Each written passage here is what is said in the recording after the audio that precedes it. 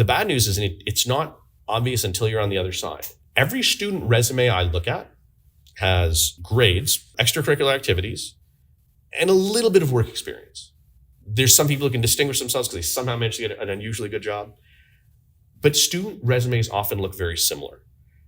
And that can be like not great news, or it can be great news, because what it means is you have the ability to distinguish yourself and do something different. Pick your job. Let's say we're talking equity research analyst. Let's say we're talking inside salesperson at a mutual fund dealer. Let's say we're talking about an investment banking analyst. If you can figure out what the best ones do. So let's say Austin, was it? Okay. So Austin is an investment banking analyst at BMO Capital Markets, and I'd like to get a job there. So I reach out to Austin because, we're both, I'm not an alum from here, but let's say we're both alums. I reach out to Austin and say, I'd love to chat with you, and I'm really interested in investment banking, really interested in BMO Capital Markets. Could we spend 20 minutes on the phone? And I'd love to learn from your experiences there. Most of the time, an alum from your school who you ask for 15 to 20 minutes to learn about their job, not ask them for a job immediately, will say yes, right? You talk to them and you say, well, when you look around, there are for sure going to be people who everyone says, yeah, man, Stu, he has got star written all over him, right? Everyone is like, yeah, Stu's going to be amazing. He's going to be an MD one day. He's going to crush it.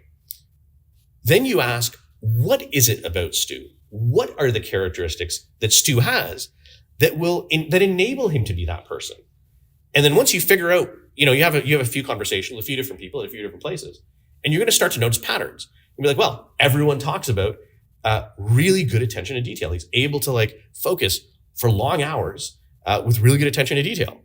And so you can either cultivate that in yourself or recognize, well, maybe actually I don't want to work. It's useful info to be like, actually, Austin, thanks for the time, but I actually don't want to work 90 hours a week. But you've gained very valuable information. But on the other side, you have picked up the 3 characteristics maybe that make someone great at the job. So that's step 1. Step 2 is you become that person.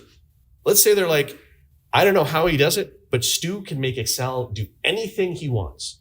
He can build a model really fast. He's brilliant with shortcuts. So he gets work done in half the time the rest of us do.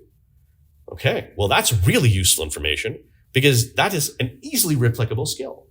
And so you've picked out 2 or 3 of those, develop those skills.